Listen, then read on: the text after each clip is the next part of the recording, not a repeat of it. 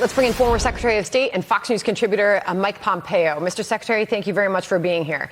We see this happening with Russia great to be with you. and China. They are testing at us at a vulnerable time for this country. Are you certain, are you confident we are at the ready, as you heard Austin say a moment ago, to defend against these ongoing threats? Well, Sandra, we can see the Chinese and the Russians testing us in ways that they've not done before. I think the Secretary of Defense said this was unique in history. We also saw a president last night give a set of remarks that suggested somehow he's not going to run for office, but we can't figure out why. Our friends can see that. Our allies feel less certain.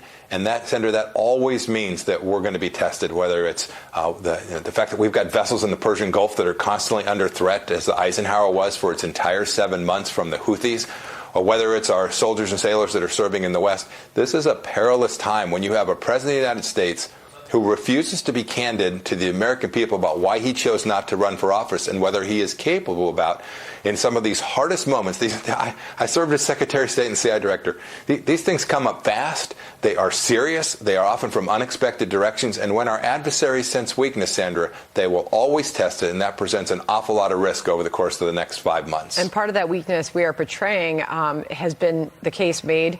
The protests we are seeing. We saw them all throughout Washington. We've got a live look at ongoing protests right now. This is Lafayette Park. Mr. Secretary, they continue to gather.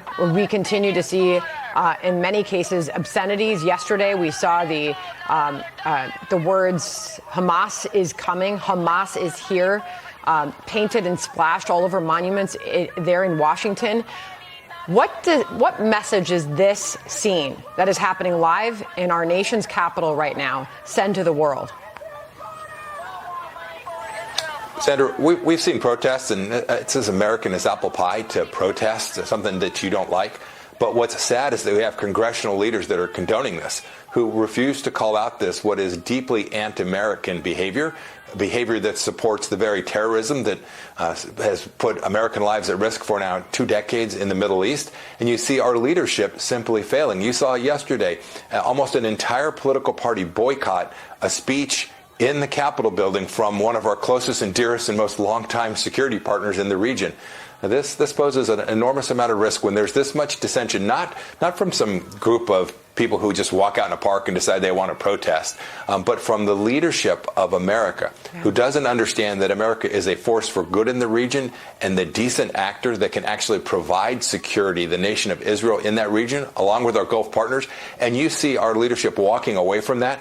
That is emboldening our adversaries. I promise you, Hamas sees that and thinks we're good to go. We can stay at this. The Houthis see this. The Iranians see this. Chairman Kim in North Korea.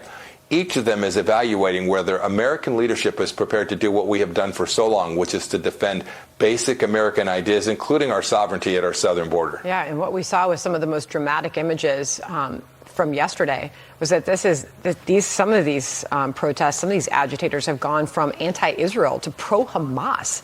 I mean, it's happening right here on American Absolutely. soil. Yeah, it is remarkable. I just want to put this up on the screen because we began to ask as a team this morning, where's the outrage over what's happening? Where's the reaction, to your point, members of Congress and beyond? Well, as we said that, a statement came out from the Vice President, Kamala Harris.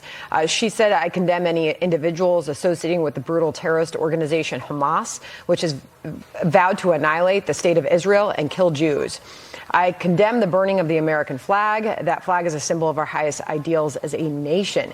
Anti-Semitism, hate and violence of any kind have no place in our nation. This was an exchange during a briefing this morning. It was a news conference offered by Hakeem Jeffries. He was asked about the protests and said this. Many of these folks associate with the left wing of your party.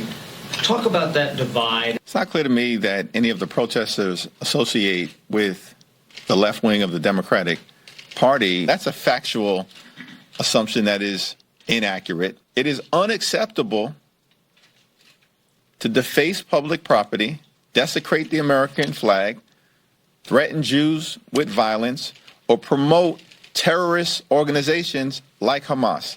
Unacceptable. I want to get your reaction to that and this new sound of Democrats reacting on Capitol Hill this morning.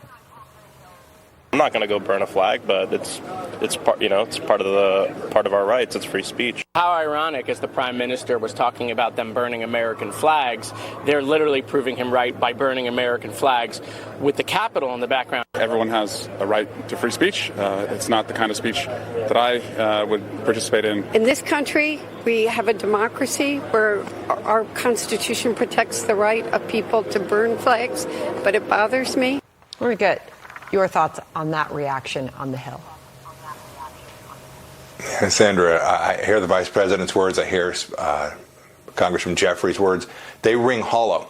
They ring hollow when we've seen an administration that has coddled administrators on college campuses, that denied the Israelis the weapons that they need, that from the Secretary of State who said, well, the Israelis are close to being morally equivalent to Hamas. That is fundamentally a problem inside the Democrat Party, and not just from the protesters, from the Democrat leadership itself, where you had dozens of members of Congress who refused to condemn Hamas on the House floor.